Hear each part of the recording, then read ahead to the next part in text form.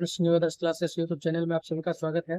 आज के वीडियो में हम लोग देखने वाले हैं, है ना, प्रैक्टिस सेट के बारे में। किसी के बारे में देखने वाले हैं हम देखो, प्रैक्टिस सेट। इस प्रैक्टिस सेट में दोस्तों टोटल 40 प्रश्न दिए गए हैं। कितने प्रश्न दिए गए हैं दोस्तों? 40 प्रश्न दिए गए हैं और ये आगामी सभी एग्जामों की दृष्टि से इंपॉर्टेंट है। तो वीडियो को आप लोग अंत तक देखें और वीडियो पसंद आने पर लाइक करें, शेयर करें, साथ ही साथ चैनल को सब्सक्राइब करें।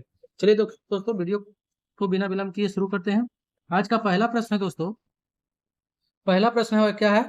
कहता है निम्नलिखित कथनों पर विचार कीजिए, है ना। पहला दिया हुआ है भीमबेटका मध्य प्रदेश के रायसेन जिले में स्थित है और यहाँ से अंत्येष्टि के साक्ष्य मिले हैं, है ना। तो ये सही है आपका दोस्तों। दूसरा है इसकी खोज 1957 ईस्वी में विष्णुधर वाकनकर ने की थी, है ना। तो सबसे पहले तो दोस्तों कि भीमबेटका जो है वो कहाँ अवस्थित है? तो मध्य प्रदेश के रायसेन जिले में स्थित है और यहाँ से अंत्येष्टि के साक्ष्य मिले हैं, ठीक है। अब भीमबेटका की खोज कह रहा है कि विष्णुधर वाकनकर ने किया था 1957 ईस्वी में, तो ये भी सही है दोस्तों। तीसरा, भीमबेटका मुख्य रूप से मध्य पाषाण काल के चित्र मिलते हैं, है ना। भीमबेटका से कहाँ का चित्र मिलता है? तो मध्य पाषाण काल के चित्र मिलता है, ये भी सही है। तो हमारा तीनों कथन दोस्तों सही हो गया, है ना। इसलिए ऑप्शन दिया गया है कि कौन से कथन सही है। केवल 1 और 2 सही है, केवल 1 और 3 सही है, केवल 2 और 3 सही है, सभी सही है। तो इसका जो सही जवाब होगा दोस्तों आपका ऑप्शन डी हो जाएगा। चलिए नेक्स्ट प्रश्न देखते हैं दोस्तों। नेक्स्ट प्रश्न है कि ताम्रपाषाण युगीन, है ना, ताम्रपाषाण युगीन स्थल एवं उनकी भौगोलिक स्थिति के गलत युग्म का पहचान करना है। किसका पहचान करना है दोस्तों? तो हमें गलत युग्म का पहचान करना है, इसको ध्यान में रखना है, गलत युग्म का पहचान करना है। तो गलत युग्म कौन हो जाएगा आपको? तो चलिए देखते हैं। आहार जो है बनास और राजस्थान से संबंधित है ना। आहार कहाँ से संबंधित है? बनास से संबंधित है। ये जो है आहार दोस्तों, ये बनास का क्या है? ताम्रपाषाण संस्कृति है जो कि राजस्थान में अवस्थित है। दूसरा है दोस्तों गिलून। तो गिलून जो है दोस्तों ये भी बनास, राजस्थान के बनास क्षेत्र में पड़ता है ना। तीसरा है खैराडीह। तो खैराडीह जो है दोस्तों ये मध्य प्रदेश में अवस्थित नहीं है। खैराडीह कहाँ अवस्थित है? तो ये हो जाएगा आपको गोरखपुर। कहाँ अवस्थित है? गोरखपुर में अवस्थित है। और गोरखपुर कहाँ पड़ता है दोस्तों? यूपी में पड़ता है ना। चौथा दोस्तों सहगौरा। तो सहगौरा जो है दोस्तों ये आपका उत्तर प्रदेश में पड़ता है ना। तो हमें क्या पहचानना था? गलत ऑप्शन पहचानना था। तो इस प्रकार हमारा जो सही जवाब होगा वो हो जाएगा ऑप्शन सी, अर्थात खैराडी। कुछ और ताम्रपाषाण संस्कृति की बात करें दोस्तों, तो ताम्रपाषाण संस्कृति में आपका हो गया मालवा। मालवा उसके बाद क्या हो जाएगा दोस्तों? काइथा। मालवा काइथा, मालवा काइथा। उसके बाद हो जाएगा दोस्तों एरन। क्या हो जाएगा? एरन। और कहें दोस्तों तो ये जो तीनों ताम्रपाषाण संस्कृति है ये कहाँ है अवस्थित है? किस राज्य में अवस्थित है? तो मध्य प्रदेश में है। कहाँ है दोस्तों? अब मध्य प्रदेश में है। चलिए नेक्स्ट प्रश्न देखते हैं। नेक्स्ट प्रश्न है निम्नलिखित में से कौन से सुमेलित नहीं है ना। हमें पहचानना है कि कौन से सुमेलित नहीं है। एक तरफ दिया गया है स्थल और दूसरी तरफ दिया गया है उत्खनन करता, है ना। ऑप्शन दिया गया ए हड़प्पा। तो हड़प्पा का उत्खनन करता दिया गया है दोस्तों राखल दास बनर्जी। क्या ये सही है ना। तो ये दोस्तों गलत हो गया। हड़प्पा का उत्खनन किसने किया था? हड़प्पा का उत्खनन करता दयाराम साहनी है दोस्तों। कौन है? दयाराम साहनी, दयाराम साहनी। वहीं राखल दास बनर्जी की बात करें तो राखल दास बनर्जी किसका उत्खनन किए थे? राखल दास बनर्जी जो है दोस्तों, सॉरी, हाँ सर,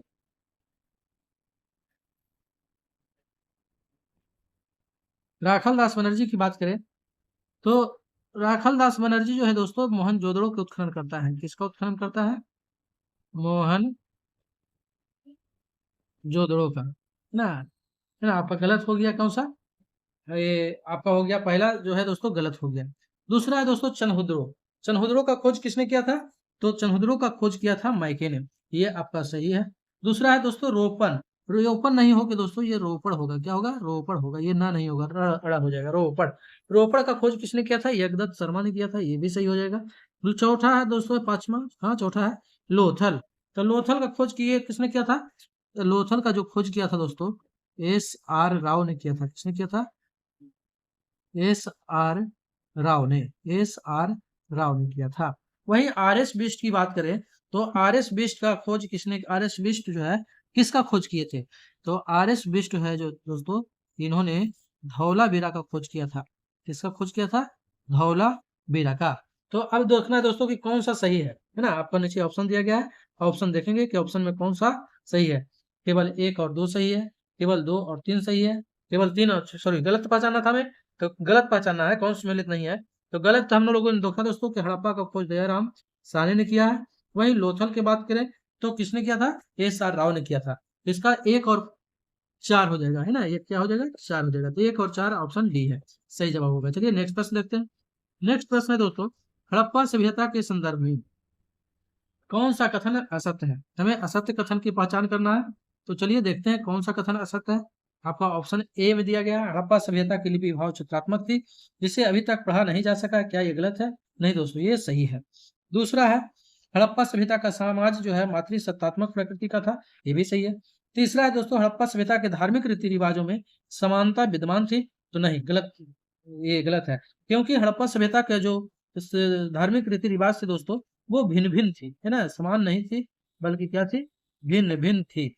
हड़प्पा वासी पुनर्जन्म में विश्वास करते थे, तो ये सही है। तो हमारा क्या हो जाएगा, गलत कौन हो जाएगा, तो ऑप्शन सी गलत हो जाएगा। तो इसका हमारा सही जवाब हो जाएगा दोस्तों, ऑप्शन सी सही जवाब हो जाएगा। चलिए नेक्स्ट प्रश्न देखते हैं। नेक्स्ट प्रश्न है दोस्तों 5 नंबर, कह रहा है वैदिक काल के देवता और उनके प्रतीकों के गलत युग्म की पहचान करें। ऑप्शन ए में दिया गया है रुद्र। तो रुद्र जो है दोस्तों औषधियों के संरक्षक थे, है ना, रुद्र क्या थे, औषधियों के संरक्षक थे। यम जो दोस्तों तूफानों का देवता है, सॉरी ये गलत है दोस्तों, यम जो है तूफानों का देवता नहीं है। यम के बारे में सब लोग जानते हैं, यम जो है मृत्यु लोक के राजा है। क्या है, यम जो है मृत्यु लोक के राजा है। क्या है, मृत्यु लोक से संबंधित है ये यम, है ना। वहीं तूफानों का देवता का बात किया जाए दोस्तों, तो तूफानों का देवता कौन है, मरुत है। तूफानों का देवता कौन है, मरुत।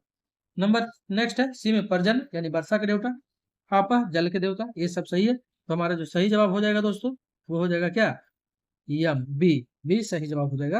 यानी हमें गलत की पहचान करना था ना, तो गलत कौन है, बी गलत है। चलिए नेक्स्ट प्रश्न देखते हैं। नेक्स्ट है कि अशोक के शिलालेख एवं उनकी अवस्थिति के गलत युग्म की पहचान कीजिए। नंबर 1 में दिया गया है आपको कालसी शिलालेख। तो कालसी शिलालेख कहाँ अवस्थित है, उत्तराखंड में अवस्थित है। हमें पहचान क्या करना है दोस्तों, गलत युग्म की पहचान करना है ना। तो कालसी शिलालेख जो है कहाँ है, उत्तराखंड में है। वहीं सोपारा शिलालेख की बात करें तो ये भी कहाँ है, महाराष्ट्र में है, ये सही है। अहरौरा शिलालेख की बात करें दोस्तों, तो ये बिहार में नहीं है। अहरौरा शिलालेख कहाँ अवस्थित है, यूपी में अवस्थित है। और यूपी की बात करें तो यूपी में कहाँ अवस्थित है, तो यूपी के मिर्जापुर जिला में अवस्थित है। कहाँ अवस्थित है दोस्तों, यूपी के मिर्जापुर जिला में अवस्थित है। और अगर मिर्जापुर जिला की बात करें तो मिर्जापुर जिला में एक पहाड़ी है ना, भंडारी देवी की पहाड़ी है, वहीं पर जो है अहरौरा शिलालेख अवस्थित है। नेक्स्ट है मानसेहरा पाकिस्तान में, ये सही है ना। तो हमारा जो सुनना क्या था दोस्तों, गलत युग्म का चयन करना था। तो हमारा जो सही जवाब हो जाएगा, क्या हो जाएगा, वो हो जाएगा हमारा ऑप्शन सी, अर्थात अहरौरा शिलालेख। चलिए नेक्स्ट प्रश्न देखते हैं। नेक्स्ट है 7 नंबर प्रश्न दोस्तों, कहता है बौद्ध दर्शन से संबंधित किस ग्रंथ को बौद्ध धर्म की गीता कहा जाता है। ऑप्शन दिया गया है, ए में अभिधम्म पिटक, बी में लाइट ऑफ एशिया, सी में है धम्मपद और डी में है बुद्ध चरित्र, है ना। तो इसका जो सही जवाब होगा दोस्तों, वो क्या हो जाएगा, तो वो हो जाएगा ऑप्शन सी, अर्थात धम्मपद। धम्मपद दोस्तों ये इतना पवित्र था, है ना, कि इन्हें तो बौद्ध धर्म की गीता कहा ही जाता था। साथ ही साथ दोस्तों कि जब तक इस ग्रंथ का किसी भिक्षु को गहरा ज्ञान नहीं होता था, है ना, यानी कि उस उस धम्म पद में प्रांगत नहीं होते थे, उन्हें जो है उन भिक्षुओं को उप संपदा प्रदान नहीं किया जाता था, है ना। चलिए नेक्स्ट प्रश्न रखते हैं। नेक्स्ट प्रश्न है गुप्त काल के अधिकारी और उनसे संबंधित विभाग के गलत युग्म की चयन पहचान कीजिए। क्या करना है दोस्तों, गलत युग्म का पहचान करना है। नंबर ए में दिया गया है कार्निक मुख्य कृषि अधिकारी थे। तो कार्निक जो है दोस्तों, कार्निक जो है मुख्य कृषि अधिकारी नहीं थे, बल्कि ये भूमि आलेखों को सुरक्षित रखने वाला अधिकारी थे, है ना। तो ये हमारा क्या हो जाएगा, गलत। ये कैसे अधिकारी थे, तो भूमि आलेखों को सुरक्षित भूमि आलेखों को सुरक्षित रखने वाले अधिकारी थे। तो हमें क्या चुनना है, गलत चुनना है। तो ये हमारा सही जवाब हो जाएगा, ये गलती है। आगे देखिए दोस्तों, तो महाछ लेखा विभाग का अधिकारी थे। ध्रुवाधिकरण की बात करें तो भूमिकर वसूलने वाले अधिकारी थे। महाबलाधिकृत थे, ये सेनापति थे। ये सब सही है, तो इसका सही जवाब हो जाएगा आपका ऑप्शन ए। नेक्स्ट प्रश्न देखते हैं। नेक्स्ट है दोस्तों, निम्नलिखित कथनों पर विचार कीजिए, है ना। निम्नलिखित कथनों पर विचार करना है और कह रहा है इसमें कि पृथ्वीराज चौहान जो है ख्वाजा मोइनुद्दीन चिश्ती के समकालीन थे। कह रहा है पृथ्वीराज चौहान। पृथ्वीराज चौहान का नाम आप लोग सुने होंगे दोस्तों, जिन्होंने आपको क्या बोलता है, 1191 और 1192 ईस्वी में आपने देखा होगा तराइन का प्रथम युद्ध और तराइन के द्वितीय युद्ध में, है ना। तो पृथ्वीराज चौहान जो है ख्वाजा मोइनुद्दीन चिश्ती के समकालीन थे, तो ये दोस्तों सही है। दूसरा है गयासुद्दीन तुगलक शेख निजामुद्दीन औलिया के समकालीन थे, तो ये भी सही है ना। गयासुद्दीन तुगलक जो है दोस्तों वो किनके समकालीन थे, तो शेख निजामुद्दीन औलिया के समकालीन थे। दोनों सही है, तो इसका जो सही जवाब होगा वो हो जाएगा आपका ऑप्शन सी। नेक्स्ट प्रश्न देखते हैं दोस्तों। नेक्स्ट है हमारा 10 नंबर प्रश्न। 10 नंबर प्रश्न है दोस्तों कि सूची 1 और सूची 2 को सुमेलित कीजिए और नीचे दिए गए कूट की सहायता से सही उत्तर का चयन कीजिए, है ना। तो चलिए देखते हैं कि सूची 1 और में क्या दिया गया है और सूची 2 में क्या दिया गया है। सूची 1 तो है दोस्तों एक तरफ और सूची 2 में विभाग दिया हुआ है ना। तो चलिए देखते हैं हम लोग।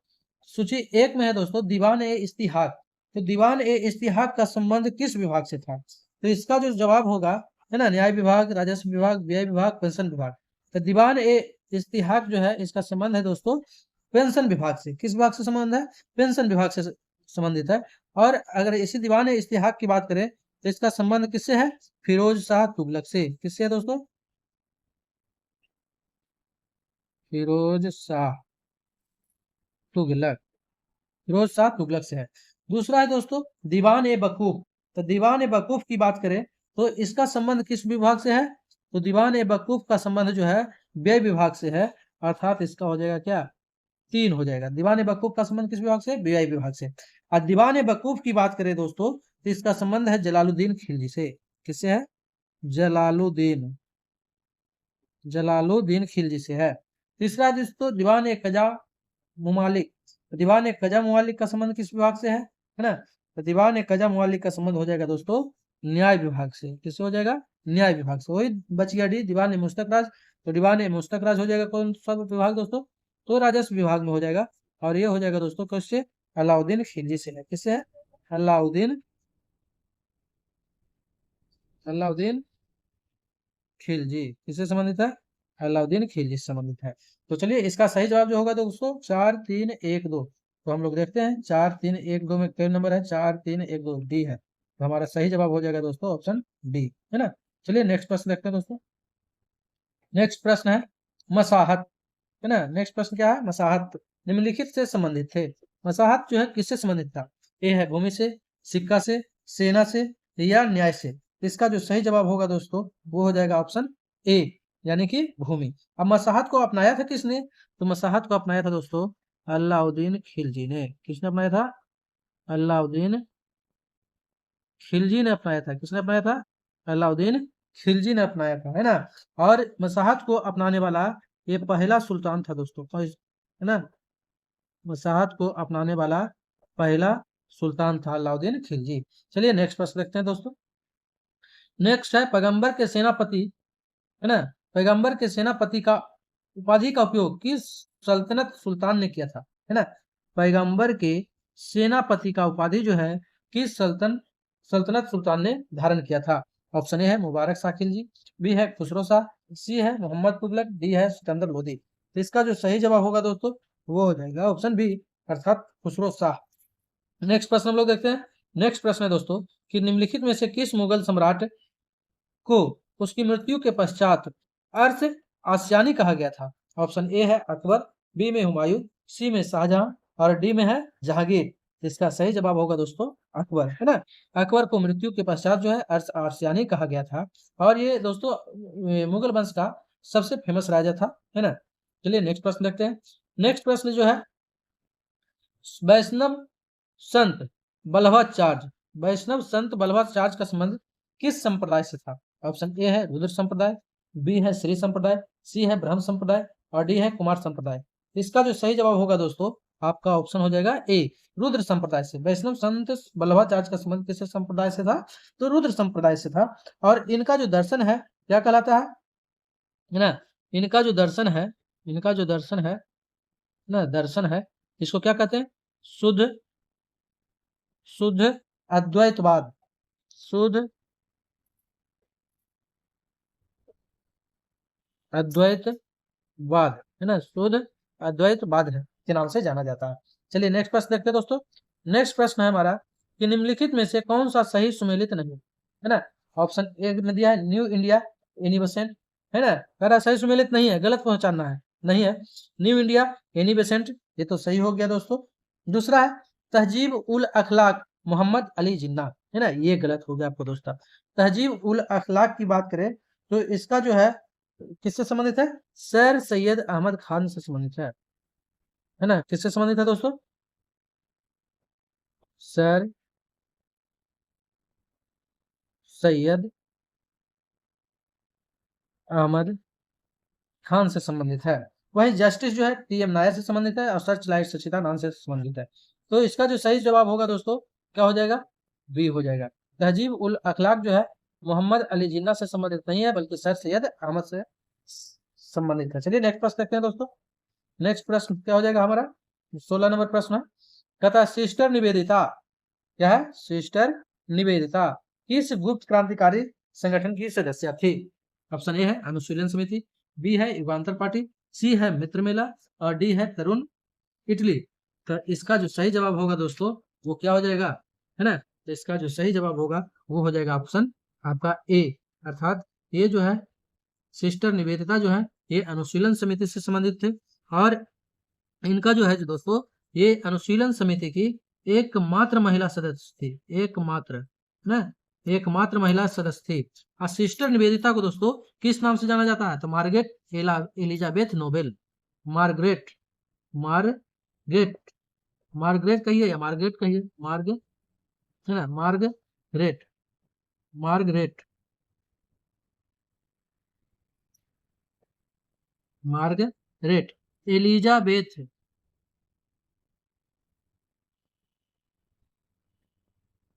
एलिजाबेथ है Noble, Margaret Elizabeth Noble, Margaret Elizabeth Noble. ठीक है, अब नेक्स्ट प्रश्न देखते हैं दोस्तों।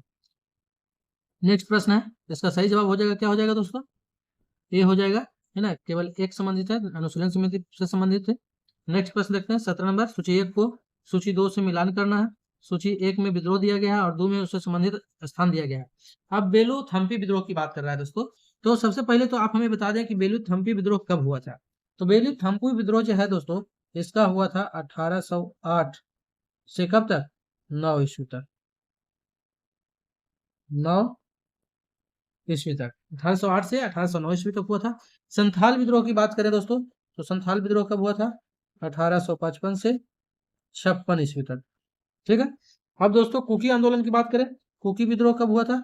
तो कुकी विद्रोह हुआ था दोस्तों 1831 से 33 तक, 1831 से 33 ईस्वी तक। अब वही रंपा विद्रोह की बात करें दोस्तों तो 1922 से कब तक हुआ था? 1922 से 24 ईस्वी तक हुआ था। ठीक है, अब चलिए अब देखते हैं कि रंपा विद्रोह का संबंध किससे है ना, रंपा विद्रोह का संबंध किससे है, इसको आप लोग दोस्तों कमेंट बॉक्स में बताएं कि बेलूथ हम्पू विद्रोह है, इसका जो है नेतृत्व किसने किया?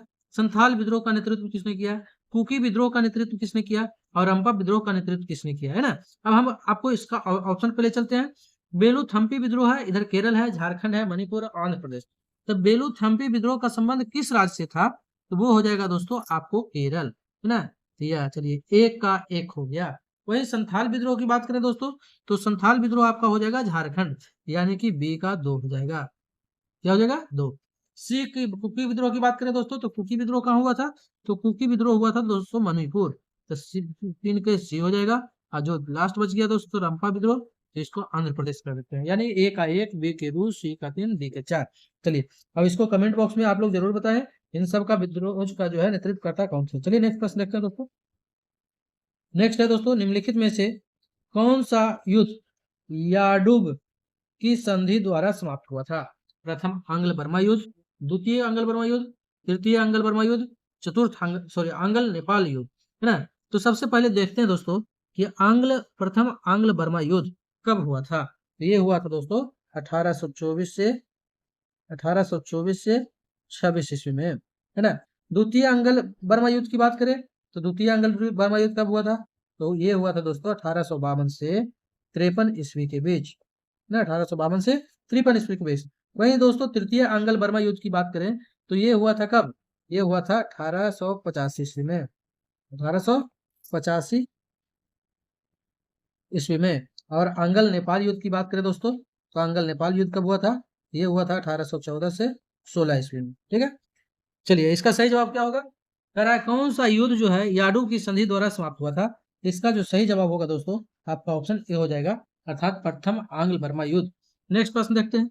नेक्स्ट प्रश्न है दोस्तों कि निम्नलिखित घटनाओं का सही कालक्रम है ना। तो चलिए देखते हैं कौन सा घटना कब घटित हुआ है, तब ना इसको सही जवाब पे हम लोग पूछेंगे। तो कह रहा है नासिक षड्यंत्र केस है, तो नासिक षड्यंत्र केस जो है दोस्तों कब घटित हुआ था?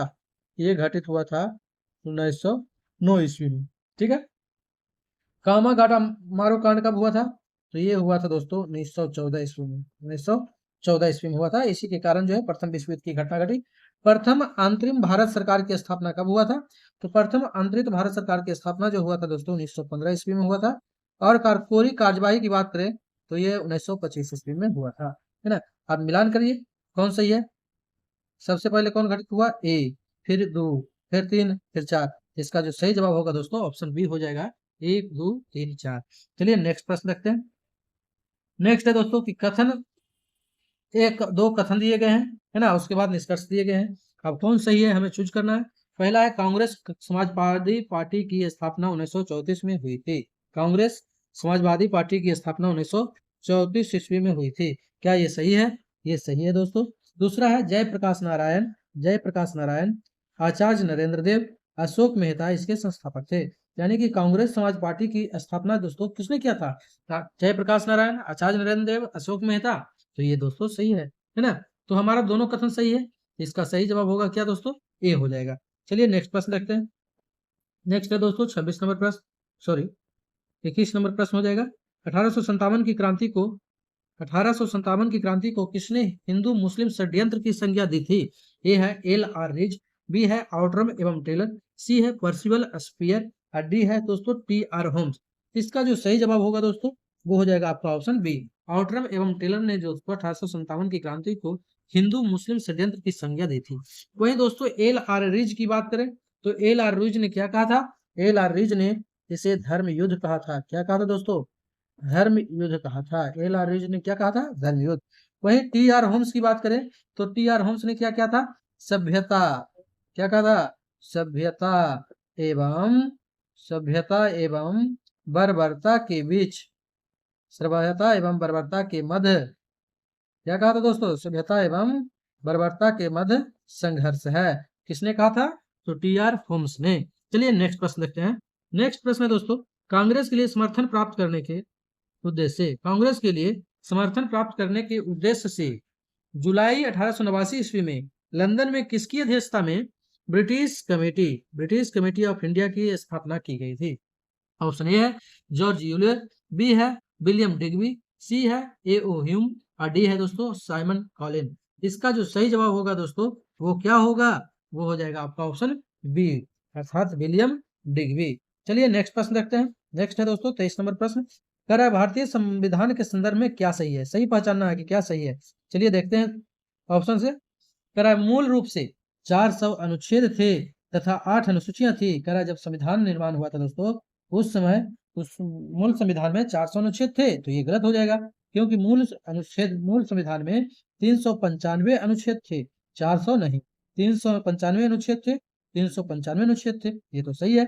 लेकिन अनुसूचियां 12 नहीं थी, 10 नहीं थी, 8 थी। तो हमारा जो सही जवाब होगा दोस्तों वो हो जाएगा क्या? Option D. चलिए नेक्स्ट प्रश्न देखते हैं दोस्तों। नेक्स्ट प्रश्न, नेक्स्ट है 24 नंबर प्रश्न दोस्तों, करा निम्नलिखित कथनों पर विचार कीजिए। क्या करना है? विचार करना है। तो चलिए विचार करते हैं। करा केंद्र द्वारा उद्गृहित एवं राज्यों द्वारा संग्रहित तथा विनियोजित कर का उल्लेख अनुच्छेद 268 के तहत किया गया है ना। अनुच्छेद 268 के तहत किया गया है। ये तो दोस्तों सही है ना। केंद्र द्वारा उद्गृहित एवं राज्यों द्वारा संग्रहित तथा विनियोजित कर का उल्लेख जो है अनुच्छेद 268 के तहत किया गया है, ये सही है ना। दूसरा है दोस्तों कि केंद्र द्वारा उद्गृहित एवं संग्रहित किंतु राज्यों को सौंपे जाने वाले कर का उल्लेख अनुच्छेद 269 में किया गया है। किसमें किया गया है? अनुच्छेद 269 में किया गया है। क्या ये भी सही है? तो ये भी सही है दोस्तों, ये भी सही है। अब आगे देखिए क्या कहता है, कर दिए गए कूट की सहायता से सही कथन का चुनिए। तो सही कथन कौन सा है, ये हमें चुनना है दोस्तों। जब सही कथन दोनों हो जाएगा, इसलिए कथन 1 और 2 दोनों सही हो जाएंगे। नेक्स्ट है दोस्तों 25 नंबर क्वेश्चन। कह रहा है कि अंतर्राज्यीय परिषद की स्थापना, है ना, अंतर्राज्यीय परिषद की स्थापना निम्नलिखित में से किसके द्वारा की जा सकती है? ऑप्शन ए है प्रधानमंत्री द्वारा, बी है संसद द्वारा, सी है राष्ट्रपति द्वारा और डी है लोकसभा के अध्यक्ष द्वारा। इसका सही जवाब क्या होगा दोस्तों? इसका जो सही जवाब होगा ऑप्शन डी। किस अनुच्छेद के तहत राष्ट्रपति के द्वारा किया जाएगा दोस्तों? तो वो अनुच्छेद है 263, अनुच्छेद 263 के द्वारा, है ना। चलिए नेक्स्ट प्रश्न देखते हैं। नेक्स्ट है 26 नंबर प्रश्न। तो कह रहा है भारत के उपराष्ट्रपति को उसके पद से हटाया जा सकता है। भारत के उपराष्ट्रपति को उसके पद से हटाया जा सकता है। ऑप्शन ए है केवल राज्यसभा के प्रस्ताव से, बी है केवल लोकसभा के प्रस्ताव से, सी है लोकसभा एवं राज्यसभा के संयुक्त प्रस्ताव से, डी है लोकसभा राज्यसभा एवं 2/3 विधानसभा के प्रस्ताव द्वारा। तो इसका सही जवाब है दोस्तों ऑप्शन ए, केवल राज्यसभा के प्रस्ताव से। लेकिन दोस्तों जब इनके विरुद्ध प्रस्ताव लाया जाता है तो 14 दिन पहले इनको सूचना करना अनिवार्य होता है। चलिए नेक्स्ट प्रश्न देखते हैं 27 नंबर। 27 नंबर प्रश्न में क्या कहता है? कहता है निम्नलिखित कथनों पर विचार कीजिए, है ना। चलिए विचार करते हैं। ए में दिया गया केंद्र एवं राज्यों के मध्य होने वाले वित्तीय विवादों का निपटारा सर्वोच्च न्यायालय के द्वारा किया जाता है ना। तो ये दोस्तों सही है। केंद्र एवं राज्यों के मध्य जो विवाद होता है उसका निपटारा जो है सर्वोच्च न्यायालय के द्वारा किया जाता है। और किस अनुच्छेद के माध्यम से किया जाता है? तो अनुच्छेद 131 के तहत, है ना। अनुच्छेद 131 के तहत जो है सर्वोच्च न्यायालय केंद्र और राज्यों के मध्य होने वाले विवादों का निपटारा करती है। दूसरा दोस्तों वित्त आयोग केंद्र व राज्यों के मध्य राजस्व बंटवारे की सिफारिश करता है। तो ये भी सही है ना, दोनों सही है। तो इसका जो सही जवाब होगा दोस्तों क्या हो जाएगा? 1 और 2 दोनों सही है, तो सी इसका सही जवाब हो जाएगा। चलिए नेक्स्ट प्रश्न देखते हैं। नेक्स्ट है दोस्तों कि मौलिक अधिकारों के संदर्भ में निम्नलिखित कथनों पर विचार कीजिए। मौलिक अधिकार को संविधान के भाग 3 में वर्णित किया गया है, ये सही है दोस्तों। संविधान के भाग 3 और अनुच्छेद बोले तो अनुच्छेद 12 से 35, अनुच्छेद 12 से 35। दूसरा है दोस्तों मौलिक अधिकार को किसी भी परिस्थिति में निलंबित नहीं किया जा सकता है। तो ये दोस्तों गलत है ना। मौलिक अधिकार को निलंबित किया जा सकता है, लेकिन कब? है इमरजेंसी के समय में, इमरजेंसी यानी आपातकाल के समय में निलंबित किया जा सकता है। तो ये गलत हो गया। केवल एक सही है दोस्तों। इसका सही जवाब क्या होगा? इसका जो सही जवाब होगा दोस्तों ऑप्शन ए, केवल एक। चलिए नेक्स्ट प्रश्न देखते हैं। नेक्स्ट है 29 नंबर प्रश्न। कहता है निम्नलिखित कथनों पर विचार कीजिए। चलिए विचार करते हैं दोस्तों। कहता है सर्वोच्च न्यायालय के न्यायाधीशों की नियुक्ति राष्ट्रपति के द्वारा की जाती है ना। तो ये तो सही है, लेकिन राष्ट्रपति सर्वोच्च न्यायालय के न्यायाधीशों की नियुक्ति राष्ट्रपति तो करती है, लेकिन कोलेजियम की सिफारिश पर करती है ना। कोलेजियम की सिफारिश पर, कोलेजियम की सिफारिश पर करती है, ठीक है। दूसरा है दोस्तों सेवानिवृत्त होने के पश्चात सर्वोच्च न्यायालय के न्यायाधीश किसी भी न्यायालय में वकालत कर सकते हैं।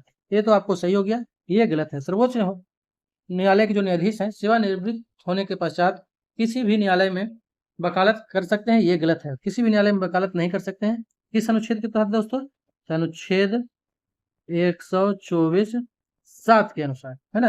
अनुच्छेद 124(7) में वर्णित है सर्वोच्च न्यायालय के न्यायाधीश जो है किसी भी न्यायालय में वकालत नहीं कर सकते हैं, है ना। तो चलिए इसका जो सही जवाब होगा केवल एक सही हो जाएगा, है ना। केवल एक सही हो जाएगा। क्या होगा? केवल एक सही हो जाएगा। चलिए नेक्स्ट प्रश्न देखते हैं। निम्नलिखित कथनों पर विचार कीजिए। राज्य की आकस्मिक निधि का प्रावधान अनुच्छेद 266 के तहत किया गया है ना। ये गलत है। राज्य की आकस्मिक निधि का बात करें दोस्तों तो ये किया गया है किस अनुच्छेद के तहत? 267(2) के तहत। 267(2) में राज्य की आकस्मिक निधि का प्रावधान किया गया है। ये तो आपको गलत हो गया। दूसरा है यह संबंधित राज्य के राज्यपाल के व्याधीन होता है। तो ये सही हो गया आपका, है ना। राज्य के राज्यपाल के व्याधीन है, ये तो ठीक है ना। अब दोस्तों अनुच्छेद 266 की बात करें तो अनुच्छेद 266 में किसका वर्णन है? क्या दिया गया है अनुच्छेद 266 में? ये भी तो हमें जानना जरूरी है। अनुच्छेद 266 में क्या है? तो अनुच्छेद 266 में दोस्तों संचित निधि है। संचित निधि का वर्णन किया गया है अनुच्छेद 266 में। अनुच्छेद 266 में किसका जिक्र किया गया है? तो संचित निधि का प्रावधान किया गया है। चलिए नेक्स्ट प्रश्न देखते हैं दोस्तों, है ना। इसका सही जवाब हो जाएगा, क्या हो जाएगा? केवल 2। नेक्स्ट प्रश्न देखते हैं। नेक्स्ट प्रश्न है दोस्तों, ये हो गया आपको 30 नंबर। 31 नंबर प्रश्न देखते हैं।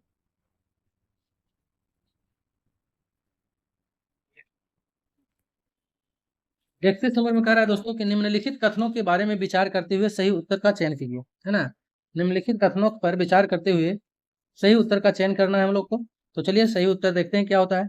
पहला दिया गया है दोस्तों कि भारतीय संविधान का अनुच्छेद 213 राज्यपाल को अध्यादेश जारी करने की शक्ति प्रदान करता है। तो ये सही है ना।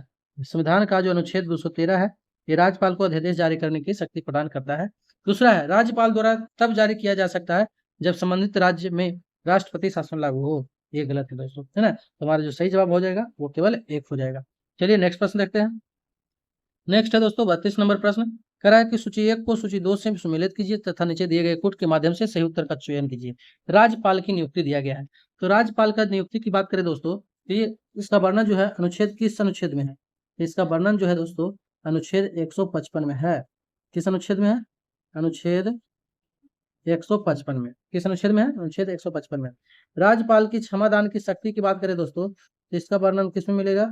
आपका अनुच्छेद 161 में। अनुच्छेद 161 में राज्यपाल की क्षमा की शक्ति है। वही राज्यपाल की महाधिवक्ता की बात करें दोस्तों, तो इसका वर्णन किस में है? तो अनुच्छेद 165 में। इसमें है 165 में। वही विधानसभा के गठन की बात करें तो इसका संबंध किस अनुच्छेद से? तो अनुच्छेद 169 से। 169 से। अब कह रहा है कि सूची 1 को सूची 2 से सम्मिलित कीजिए तथा नीचे दिए गए कूट का चयन कीजिए। ठीक है, तो मिलाइए। राज्यपाल की नियुक्ति अनुच्छेद 155 है ना। राज्यपाल की नियुक्ति किस अनुच्छेद में है? तो अनुच्छेद 155 है। तो ये हो गया आपका ए। क्या हो जाएगा दोस्तों? ए। ए, ठीक है। अब देखिए राज्यपाल की क्षमादान की शक्ति, तो क्षमादान की शक्ति किसमें है? तो अनुच्छेद 161 में। तो आपको बी हो जाएगा, बी का 1 हो जाएगा।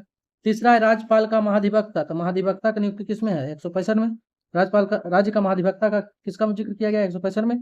तो सी का 4 हो जाएगा, सी का 4 हो जाएगा। अब डी रह गया, तो डी में क्या है दोस्तों? विधान परिषद का गठन। तो विधान परिषद का गठन की है अनुच्छेद 169, यानी कि डी हो जाएगा।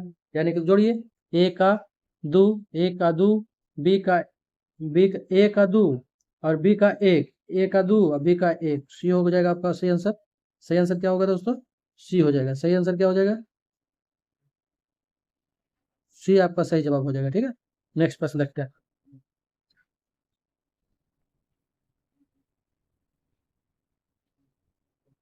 नेक्स्ट प्रश्न 33 नंबर है दोस्तों। 33 नंबर में कहा गया है कि भारत के संविधान में केंद्र और राज्यों के बीच, भारत के संविधान में केंद्र और राज्यों के बीच शक्तियों का बंटवारा जो है इनमें से किसमें उल्लिखित योजना पर आधारित है ना। एक तो है मार्ले मिंटो सुधार 1909। दूसरा है दोस्तों मॉन्टेग्यू चेम्सफोर्ड सुधार 1919। तीसरा है भारत शासन अधिनियम 1935 और डी में है भारतीय स्वतंत्रता अधिनियम 1947। इसका सही जवाब क्या होगा दोस्तों? इसका जो सही जवाब होगा आपका ऑप्शन सी हो जाएगा, भारत शासन अधिनियम 1935।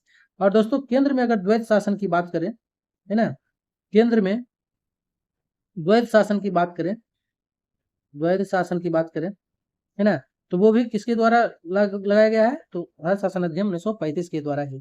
चलिए नेक्स्ट प्रश्न देखते हैं। नेक्स्ट प्रश्न है दोस्तों कि सूची 1 को सूची 2 से सम्मिलित करना है ना, और नीचे दिए कूट के माध्यम से सही उत्तर का चयन करना है। चलिए तो देखते हैं हम लोग। एक तरफ दिया गया है दोस्तों इंदिरा साहनीवाद। तो इंदिरा साहनीवाद में क्या हुआ था दोस्तों? तो इंदिरा साहनीवाद का पहले तो हम इसका कुछ जिक्र कर दें आपको कि इंदिरा साहनीवाद जो है दोस्तों कब हुआ था? तो ये 1992 का है। इंदिरा साहनीवाद 1992 से पढ़ेंगे। तो ये दोस्तों दूसरा है विशाखाबाद। तो विशाखाबाद का संबंध किस वर्ष है? 1997 में, है ना। विशाखाबाद कब आया था? 1997 में। वही मेनका गांधी की बात करें तो मेनका गांधी है दोस्तों 1978 ना। मेनका गांधी 1978। और केशवानंद भारतीवाद की बात करें तो ये है 1973, है ना। कैसे पढ़ेंगे इसको? इंदिरा साहनीवाद 1992 और इनका जो संबंध है दोस्तों क्रीमी लेयर का प्रावधान से है ना। यानी ए का क्या हो जाएगा दोस्तों? 1 हो जाएगा। ठीक है। दूसरा है दोस्तों विशाखाबाद। इसको पढ़ेंगे कैसे? विशाखाबाद 1997, है ना। और इसका संबंध किससे है दोस्तों? तो इसका संबंध है कार्यस्थल पर यौन उत्पीड़न से संरक्षण के लिए लाया गया था, है ना। तो बी का क्या हो जाएगा दोस्तों? 3 हो जाएगा। बी का 3 हो गया। चलिए अब बच गया मेनका गांधीवाद, है ना। प्राण एवं दैहिक स्वतंत्रता, ये हो जाएगा सी। सी अब बाकी जो बच गया 4 का डी हो जाएगा। ना, ये हो जाएगा क्या दोस्तों, डी। क्लियर हो गया। चलिए अब मिला लेते हैं। ए का 1 हो जाएगा और बी का ए का 1 और बी का 3 मिलाते हैं दोस्तों। ए का 1 बी का 3, ए का 1 बी का 3, ए का 1 बी का 3, ए का 1 बी का 3। चलिए बी हो गया इसका सही जवाब। ए का 1 बी का 3 सी के 2 और डी का 4। नेक्स्ट प्रश्न हम लोग देखते हैं दोस्तों। नेक्स्ट है 35 नंबर प्रश्न और इसमें कह रहा है दोस्तों 35 नंबर प्रश्न में क्या कह रहा है कि निम्नलिखित में से किस अनुच्छेद के तहत पुनर्विचार याचिका का प्रावधान किया गया है। ऑप्शन है अनुच्छेद 137, अनुच्छेद 131, अनुच्छेद 142 और अनुच्छेद 143। इसका जो सही जवाब होगा दोस्तों अनुच्छेद 137। अनुच्छेद 131 में किया किसका वर्णन है दोस्तों, तो अनुच्छेद 131 में सर्वोच्च न्यायालय का मूल अधिकारिता है ना। अनुच्छेद 131 में क्या है, सर्वोच्च न्यायालय का मूल अधिकारिता है, मूल अधिकारिता है, मूल अधिकारिता है, मूल अधिकारिता है। वहीं दोस्तों अगर बात करें कि 142 में क्या है, तो अनुच्छेद 142 की बात करें दोस्तों तो इसमें सर्वोच्च न्यायालय की विधायी शक्ति है ना, विवेकाधीन शक्ति है। क्या है, विवेकाधीन शक्ति है, विवेकाधीन, विवेकाधीन शक्ति है। अब दोस्तों अनुच्छेद 143 की बात कर ले तो अनुच्छेद 143 में क्या है, तो राष्ट्रपति द्वारा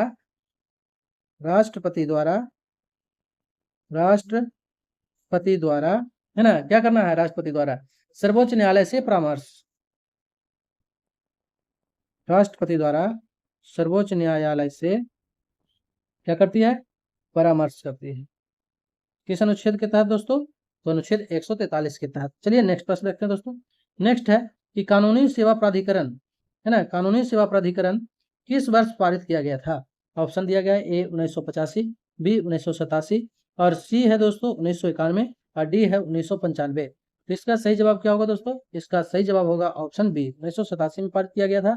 लेकिन लागू जब हुआ था दोस्तों, लागू कब हुआ था, है ना, कानूनी सेवा प्राधिकरण अधिनियम जो है वर्ष 1987 में पारित किया गया था, लेकिन लागू जो हुआ था वो हुआ था दोस्तों आपको 9 नवंबर 1995 में, 9 नवंबर 1995 ईस्वी को क्या हुआ था, लागू हुआ था। चलिए नेक्स्ट प्रश्न देखते हैं।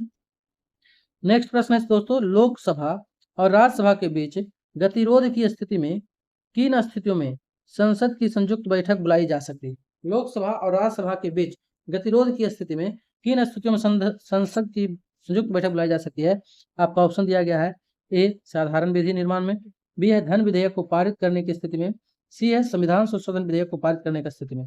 इसका जो सही जवाब होगा दोस्तों केवल एक है ना, केवल एक होगा। क्यों, क्योंकि केवल साधारण विधि निर्माण में संयुक्त बैठक संसद के द्वारा में बुलाई जाती है।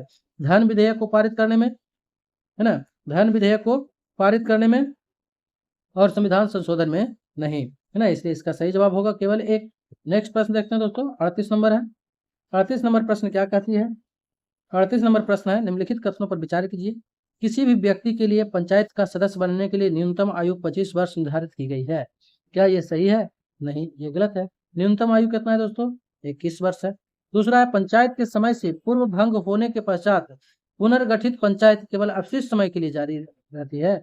ये सही है दोस्तों, तो केवल 2 सही हो जाएगा, इसका बी आंसर सही हो जाएगा। चलिए नेक्स्ट प्रश्न हम लोग देखते हैं। नेक्स्ट प्रश्न जो है दोस्तों, करा निम्नलिखित में से कौन सा अनुच्छेद संसद को जो है अवशिष्ट शक्तियां प्रदान करती है। अनुच्छेद 246, 247, 248, 250।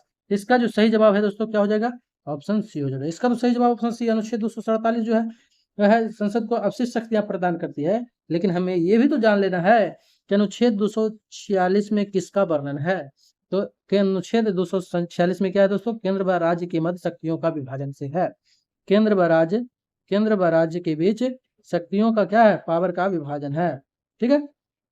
दूसरा दोस्तों अनुच्छेद 247, तो 247 में क्या दिया गया है, तो केंद्र और राज्यों के मध्य विधायी शक्तियों का विभाजन है। ठीक है। और अनुच्छेद 248 में समझिए गए अवशिष्ट शक्ति का संबंधित है। और अनुच्छेद 250 का किससे संबंध है दोस्तों, अनुच्छेद 250 का संबंध, अनुच्छेद 250 की बात करें तो इसमें क्या है, इसमें है दोस्तों कि संसद को ना, अनुच्छेद 250 में संसद को आपातकाल के दौरान, संसद को आपातकाल के दौरान, संसद को आपातकाल के दौरान, संसद को आपातकाल के दौरान राज्य के विषयों पर राज्य के विषयों पर राज्य के विषयों पर कानून बनाने की राज्य के विषयों पर क्या करती है? कानून बनाने की अनुमति देता है। अनुमति देता है। तो चलिए दोस्तों, आज की वीडियो में बस इतना ही। आप लोग कमेंट बॉक्स में बताएं कि आपको वीडियो कैसा लगा हो। और दोस्तों, वीडियो अच्छा लगा हो तो लाइक और शेयर करना ना भूलें, है ना।